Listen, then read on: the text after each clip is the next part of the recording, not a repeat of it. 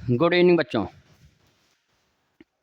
जैसा कि आप लोगों को पता है कि फ्रैक्शन यानी भिन्न भाग 3 के बारे में आज हम लोग स्टडी करेंगे। मेरा यह मानना है कि प्राइमरी लेवल के बच्चों को धीरे धीरे इंग्लिश की जानकारी नहीं हो पाती है, इसीलिए मैथ का वीडियो अब इंग्लिश में बनाया जाएगा और उसका हिंदी साथ साथ में बता दिया जाएगा, क्योंकि बिना इंग्लिश के सफलता प्राप्त करना आसान नहीं है।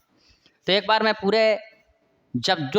मैं 2 वीडियो बनाया हूँ, उन दोनों वीडियो को मैं एक बार फिर से इंग्लिश में रिवीजन कर देना चाहता हूँ।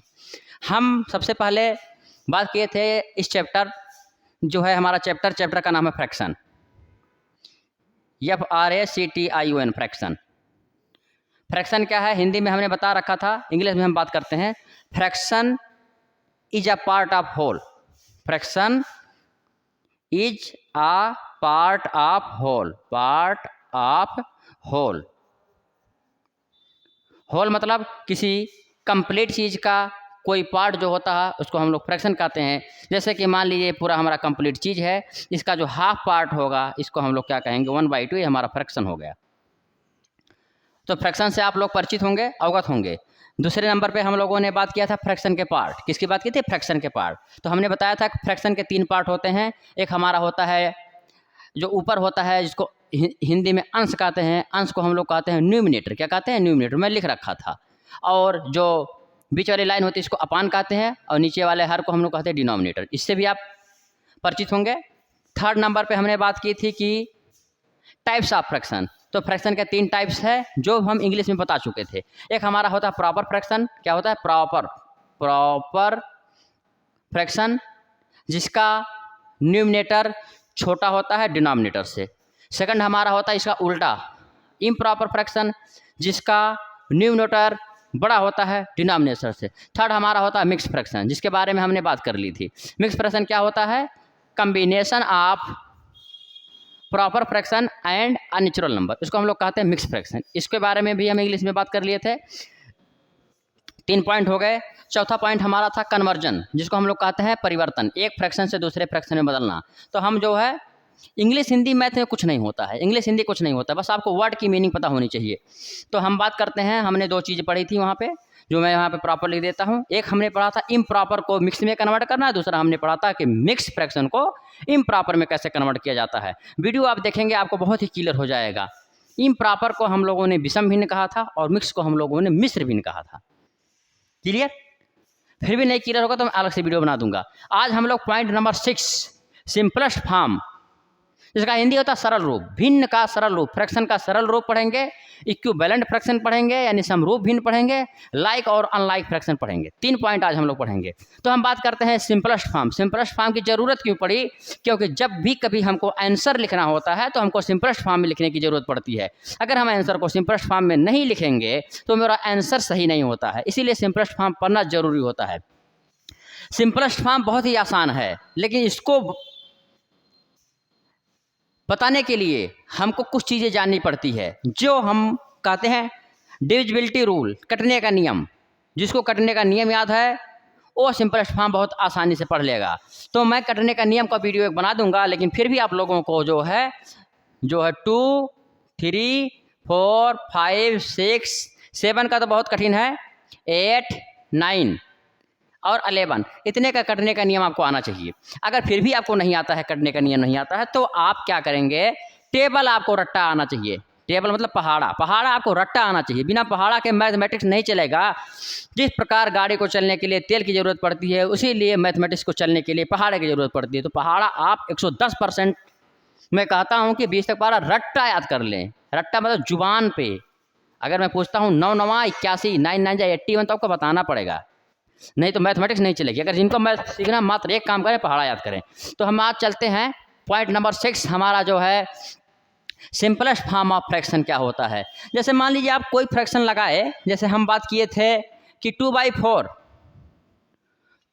एक फ्रैक्शन है, ये सिंपलेस्ट फॉर्म नहीं है, इसको हम काटेंगे मतलब सिंपल करेंगे। सिंपल मतलब एक ऐसा नंबर उठाएं जिससे हम डिनोमिनेटर और न्यूमिनेटर को काट दें। जैसे 2 से हम 2 1 जा 2, 2 2 जा 4, तो ये हमारा हो गया 1/4, 1/2। ये हमारा सिंपलेस्ट फॉर्म है, जब फ्रैक्शन को और अधिक ना काटा जा सके उसको हम लोग कहते हैं सिंपलेस्ट फॉर्म। एक और एग्जांपल, मान लें हमारे पास है 15/20। अब देखिए ये 15 हमारा 5 से कट जाएगा, 3 से कट जाएगा, और ये हमारा 2 से कट जाएगा, 10 से कट जाएगा, 5 से कट जाएगा। बट एक ऐसा नंबर खोजिए जिससे दोनों कट जाएं। तो 2 से ये कटेगा लेकिन ये नहीं कटेगा, 3 से ये कटेगा, 3 5 जा 15, ये नहीं कटेगा। 5 एक ऐसा नंबर है जो 5 3 जा 15 और 5 4 जा 20, ये हमारा हो गया 3/4। अब 3 और 4 किसी से नहीं कटेंगे, इसको कहते हैं सिंपलेस्ट फॉर्म। यहाँ पे लिखा हुआ मान लीजिए 100/150।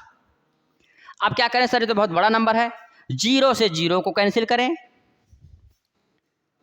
अब बचा हमारा कितने पास, 10/15, 5 2 जा 10, 5 3 जा 15, 2/3। तो इसको कहते हैं फ्रैक्शन का सिंपलेस्ट फॉर्म। तो हिंदी में सरल रूप, एकदम सरल रूप में आंसर लिखना है, नहीं तो आपको नंबर नहीं मिले। तो आशा करता हूँ सिंपलेस्ट फॉर्म सबको समझ में आ गया होगा। हर एक टॉपिक पे मैं 10-10 क्वेश्चन दूंगा आप लोगों को करने के लिए, इसीलिए परेशान होने की ज़रूरत नहीं है। अगला हमारा है इक्विवेलेंट फ्रैक्शन। इक्विवेलेंट वर्ड जो होता है इक्वल से आया हुआ। मान लो भैया आपके पास 5 रुपये हैं, तो अगले बंदे के पास भी अगर 5 रुपये होंगे तभी दोनों इक्वल कहलाएंगे। अब मान लीजिए आपके पास एक 5 का सिक्का है और आपके भाई के पास 1-1 रुपये का 5 सिक्का है, तो दोनों इक्वल हुए कि नहीं हुए? लेकिन वो देखने में नहीं इक्वल हैं। एक आपके पास सिक्का है जो 5 रुपये का है और आपके भाई के पास कितने सिक्के हैं, 5 सिक्के हैं जो 1-1 रुपये के हैं, 1-1 रुपये के। दोनों की वैल्यू बराबर है लेकिन दोनों देखने में इक्वल नहीं हैं, लेकिन फिर भी। तो इक्विवेलेंट फ्रैक्शन ये होता है कि देखने में इक्वल ना हो लेकिन फिर भी वो क्या हो, आपस में इक्वल हो, इसको हम लोग कहते हैं इक्विवेलेंट फ्रैक्शन। इक्विवेलेंट को पढ़ लेते हैं हम। कभी कभी इक्विवेलेंट फ्रैक्शन का ज़्यादा क्वेश्चन आते हैं, जैसे कि मान लीजिए 1/2 है और यहाँ पे 5/10 है, ये दोनों इक्वल फ्रैक्शन हैं। इक्विवेलेंट मतलब समझिए इक्वल फ्रैक्शन है। अगर हम इसको सिंप्लीफाई करेंगे, 5 1 जा 5, 5 2 जा 2, तो वह आ जाएगा 1/2। तो आपको सबसे आसान तरीका है इक्विवेलेंट फ्रैक्शन पता करने के लिए, इसको सिंप्लीफाई कर दीजिए, काट दीजिए। अब काटने के बाद अगर फ्रैक्शन के बराबर आ जाए, दोनों इक्विवेलेंट फ्रैक्शन हो गए। अब क्वेश्चन आ गया कि 1/3 के इक्वल 5 इक्विवेलेंट फ्रैक्शन लिखिए। कितने लिखिए? 5। आपको कुछ नहीं करना है, ऊपर और नीचे, ऊपर नीचे सेम संख्या से मल्टीप्लाई कर दीजिए। ये हो गया 2/6। 1/3 में हम 5 का मल्टीप्लाई कर दें, 5 1 जा 5, 5/15। ये हमारा इक्विवेलेंट फ्रैक्शन आ रहा है। क्लियर? आप इनफाइनाइट अनंत इक्विवेलेंट फ्रैक्शन निकाल सकते हैं। बातें समझ में आ गई? ऊपर और नीचे यानी न्यूमरेटर एंड डिनोमिनेटर में इक्वल नंबर से मल्टीप्लाई करेंगे, जो फ्रैक्शन आएगा वो पहले वाले फ्रैक्शन की इक्विवेलेंट फ्रैक्शन होगा।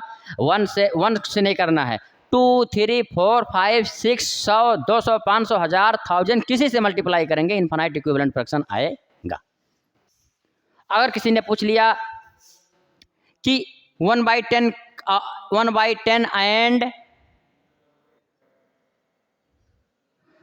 50/500 इक्विवेलेंट हैं कि नहीं, आप इसको क्या करो, काट लो। 5 1 जा 5, 5 10 जा 1/10 आ गया, इक्विवेलेंट फ्रैक्शन हो गया। अगर दो फ्रैक्शन में पूछना है इक्विवेलेंट है कि नहीं है, तो बड़े वाले फ्रैक्शन को सिंप्लीफाई कर लेते हैं। अगर वो कट जाता है तो इक्विवेलेंट होगा, नहीं तो नहीं होगा। इक्विवेलेंट को कहते हैं समरूप भिन्न।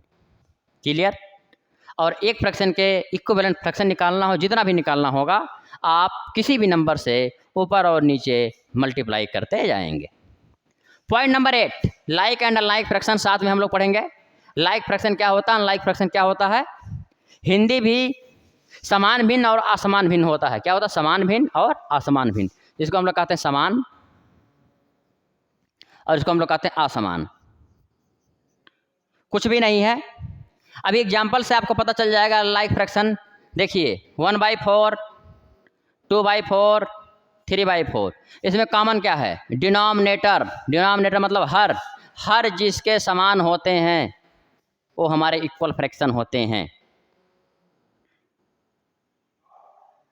और एग्जाम्पल लेते हैं 1/10, 2/10, 3/10, 4/10, 5/10, ऐसे लिखते चले जाएंगे, 9/10।